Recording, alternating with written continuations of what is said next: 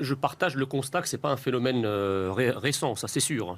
Mais sur les explications, en fait, là, je vous ai vu faire quelques grimaces. Oui, sur le constat, je le partage, sur les explications, un petit peu moins. Non pas que je récuse ces explications-là, mais en fait, les principales sont d'un autre ordre.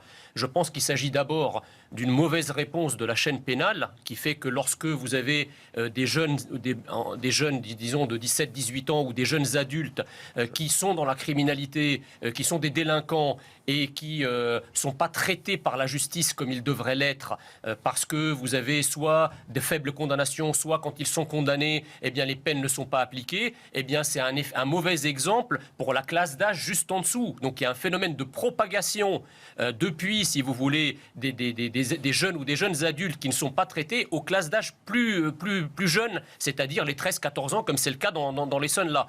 La deuxième chose, c'est qu'évidemment, vous avez une composante, je dirais, importante de la délinquance et de la criminalité qui est d'origine immigrée. Et il ne faut pas se voiler la face. Il faut quand même parler de ça parce que c'est important. Alors vous allez me dire, oui, mais il n'y a pas de statistiques ethniques, on n'en sait rien. Certes, mais je constate quand même que dans des pays qui sont où les peuples sont beaucoup plus homogènes, je dirais, où il y a très peu d'immigrés, comme les pays d'Europe centrale et orientale, la Pologne, la Hongrie, la République tchèque, vous n'avez pas ce genre de phénomène, ou en tout cas très peu. Oui, enfin, donc, ça existe quand même. Ça existe, mais pas dans cette ampleur, monsieur Morandini. Donc on voit bien, mais c'est comme pour tout un tas de problématiques. Et enfin, la dernière chose, c'est que là, je partage votre avis, c'est qu'on a effectivement un ensauvagement de la société, mais par contre, je n'incriminerai pas, et je termine là-dessus, je n'incriminerai pas, si vous voulez, la paupérisation, etc., parce qu'on dit ce qu'on veut, mais enfin, en France, on a quand même un filet de solidarité, et on a une redistribution des richesses qui est sans commune mesure avec ce qui se fait ailleurs dans le monde. Donc la France est à peu près un des seuls pays au monde où vous ne pouvez pas prendre prétexte de votre pauvreté pour être un criminel. Oui, alors d'abord, l'ensauvagement de la société, ça c'est un constat, mais c'est aussi parce que, je suis désolé de vous le dire, nos forces de l'ordre, ça fait des années qu'elles sont, comment dirais-je, démobilisées moralement. C'est-à-dire que quand vous avez à chaque fois des forces de l'ordre qui arrivent dans des quartiers, et je parle sous votre contrôle, monsieur le commissaire, vous savez très bien qu'à chaque fois, les flics ont peur de prendre à bras-le-corps la problématique de sécurité, et notamment dans certains quartiers, mais pas que, parce qu'ils ont peur que derrière, vous ayez tous les médias, en tout cas un certain nombre de médias, sans parler de leur hiérarchie, qui vont leur reprocher des violences policières, qui vont leur reprocher d'être racistes, qui vont leur reprocher d'être... que les policiers ont peur d'agir sur le terrain aujourd'hui ? Bien sûr, outre le fait qu'ils ont été effectivement démobilisés matériellement, et là je rejoins votre constat, ils ont aussi surtout été plombés moralement et idéologiquement. Mais on est d'accord. Or, aujourd'hui, si vous voulez, la police française, dans certains quartiers, ce n'est rien d'autre que la France. Parce que dans certains quartiers, il n'y a plus de France. Les seuls représentants de la France à aller dans ces quartiers, c'est les porteurs de l'uniforme bleu-blanc-rouge. Des gens honorables.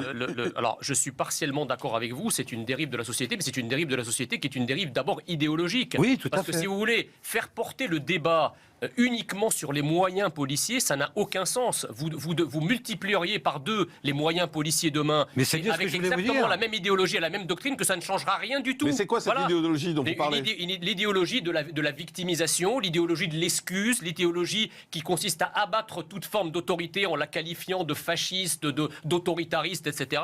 Et qui fait qu'en réalité, à chaque fois qu'on essaye d'opposer une autorité ou un cran d'arrêt à une dérive, on vous dit, ah ben non, c'est le vieil adage, il est interdit d'interdire, qui est maintenant appliqué au plus haut sommet de l'État. Alors nous avons effectivement une idéologie qui consiste à dire qu'à chaque fois qu'on tient un coupable, eh ben ce coupable n'en est pas vraiment un, parce que finalement c'est une victime. Il a fait ça parce qu'il est victime de discrimination, parce qu'il est victime de la pauvreté, parce c'est une victime sociale, etc., etc. Et donc on vide de sa substance la dichotomie traditionnelle entre quelqu'un qui a commis un crime et qui doit payer, et quelqu'un qui est là pour l'arrêter et le juger. Quand la frontière entre les deux s'efface, eh ben vous avez une explosion et l'ensauvagement de la société. Il y a la responsabilité des parents aussi ? Ben bien sûr, parce que la première des autorités, c'est l'autorité parentale, surtout à cet âge-là. Enfin, quand on a des enfants de 13 et 14 ans, on les laisse pas dans la rue pour que ce soit la société qui les éduque. C'est-à-dire qu'il peut y avoir des choses débloquées, mais il peut y avoir aussi une suspension des allocations. Non, mais qui était l'occasion de rappeler en matière de... Non, la suspension des allocations, vous êtes plutôt d'accord, vous Jean-Michel, vous oui, souffrez. non, mais d'accord, mais ça c'est quelque chose... C'était quand même l'occasion de rappeler quand même. le besoin d'être présent à l'école, le besoin de respecter son cadre de vie, le besoin de se comporter socialement de manière positive. Et à l'époque, avec Jean-Louis Borloo, quand on travaillait sur la rénovation urbaine, donc le changement du cadre bâti, on avait aussi imaginé des internats de réussite éducative. On voit bien l'âge qui est évoqué, 13-14 ans. On est au collège. À un moment donné, je pense que il faut avoir aussi la possibilité de dire l'enfant part dans un internat, dans un collège différent, dans lequel il y a des formations valorisantes d'ailleurs, mais qui permet à un moment donné d'avoir un autre cadre éducatif que celui qui est relâché dans le quartier. Pardon, mais attendez, dans le cas d'espèce, c'est pas un internat d'excellence éducative dans lequel il faut les mettre. De réussite éducative. Ou de réussite, il faut les mettre dans une maison de correction. D'abord, voilà, parce que si vous voulez... Ce qui vous a été dit, c'est qu'il n'y a pas qu'un problème de répression et d'ordre républicain.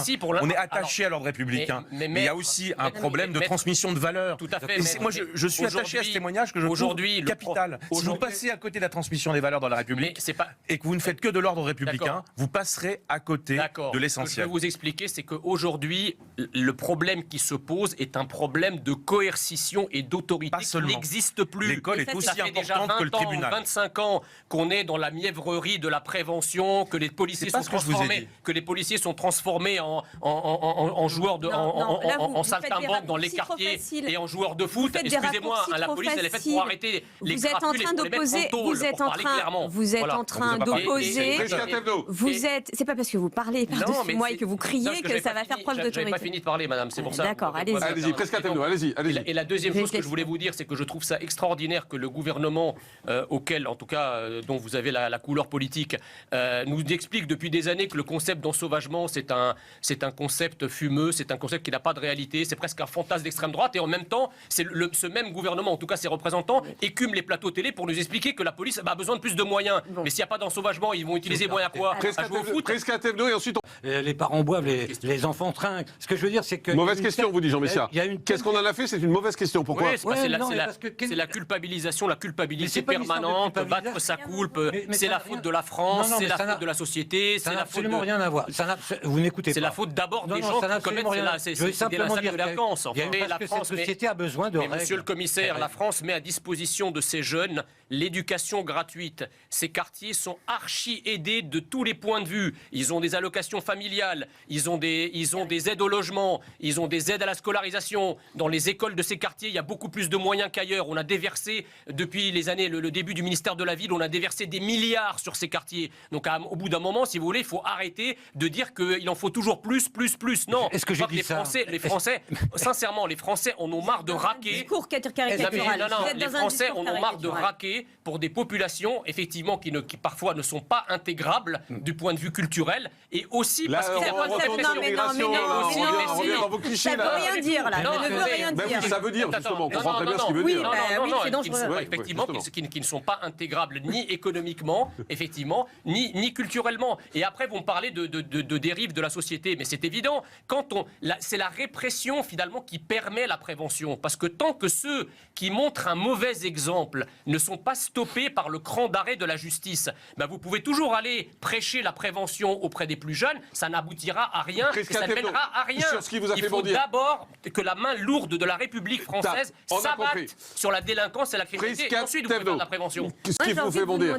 Non, mais là c'est très simple, c'est même au-delà de ça. Vous imaginez un jeune qui vous écoute aujourd'hui et qui vous entend dire... C'est la guerre. C'est ça. Non, mais il vous entend dire... C'est cette couardise, en fait, qui empêche de faire quoi que ce soit. On a peur d'intervenir parce que ça va être la guerre et parce que c'est génial, ça va s'enflammer. Parce que vous ne s'arrêtez jamais. À part ça, et ça s'enflamme sans que vous fassiez rien. Qui vous écoute et qui vous entend dire de toute façon, il y a une partie de la population qui ne sont pas intégrables et parce que certaines cultures ne peuvent pas être intégrées en France. Bien sûr. Mais vous vous rendez compte? Non, c'est la vérité. Responsable la nationalité d'un point française, de vue. Madame, c'est pas des tickets resto, d'accord? Il y a une identité. Mais arrêtez avec vos paroles. Vous parlez comme dans un livre. Franchement, arrêtez. Merci, ça me touche. Mais arrêtez. Votre compliment me touche. C'est extrêmement dangereux. On est en train de parler d'un problème. J'aimerais bien que tous les Français On est en train. Mais qui sont tous les Français pour vous? Tous les Français, c'est clair.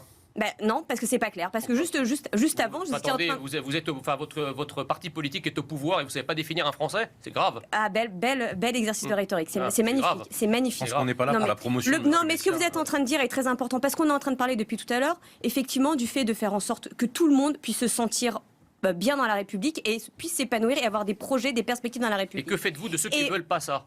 Mais c'est quoi ce... Vous avez des gens qui ne veulent pas être français, qui même haïssent la France, c'est aussi une réalité, bon sang. Non, mais c'est pas ces petits jeunes de 13 ans. Mais il y en a plein, ça va de 13 ans, 14 ans, etc.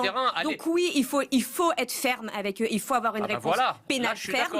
Mais pour autant, ne pas tomber dans le cliché que vous dites en disant de toute façon, ils sont perdus et abandonnez-les. J'ai pas dit ça. Un dernier mot, Maître. Certes, mais enfin, je veux dire, maintenant, on connaît un petit peu les choses. On sait que dans les magasins, par exemple, les jauges, la distanciation sociale, enfin, je dirais que le vadémécum de l'ouverture, on le connaît puisqu'il est déjà appliqué dans d'autres lieux. Alors, il suffit juste de l'ajuster aux lieux de culture ou aux salles de sport, etc. Mais enfin, ça, comme disait M. Morandini à un instant, ça ne requiert pas des mois pour y arriver. Alors, sur la situation à Dunkerque, dans les Alpes-Maritimes, effectivement, il faut sans doute tenir compte des situations extrêmes sur le plan local et avoir des mesures ciblées en fonction des situations locales. Mais je suis désolé, le problème, c'est aussi un problème de stratégie générale. Parce que si le gouvernement court après les événements, si à chaque fois qu'il y a une explosion épidémique, on va orienter les moyens, faire des mesures particulières, c'est très bien. Mais je veux dire, quand même, l'objectif, c'est de sortir de ça au plus vite. Je suis même sûr que les Français seraient prêts, un peu à l'israélienne, à accepter un ultime confinement si le gouvernement est capable de leur dire qu'il y a assez de vaccins pour vacciner pendant la durée du confinement une majorité de la population, provoquant une immunité collective. Là, vous êtes dans le rêve, Jean Messia. Justement, donc si vous voulez, il y a un moment... Ça ne sert à rien de faire cette hypothèse puisqu'on n'a pas les vaccins. Non mais attendez, on est rattrapé par la réalité. À un moment, le gouvernement doit être aussi responsable de ce qui arrive et doit avoir une stratégie pour nous sortir de ce pétrin le plus rapidement possible. Oui, mais c'est pas le gouvernement qui fabrique les vaccins, c'est les entreprises. Non mais d'accord, mais enfin, excusez-moi, enfin, je rappelle quand même quelques chiffres. Vous citiez les États-Unis tout à l'heure. 20% des Américains ont reçu leur première dose. 27% en Grande-Bretagne. Dans l'Union européenne, on est à 6%. Et là, en France, c'est même moins que ça. Et j'ai découvert des chiffres ahurissants. On est en dessous du Maroc, en dessous de la Turquie et loin derrière la Serbie. Vous imaginez le camouflet pour notre pays ?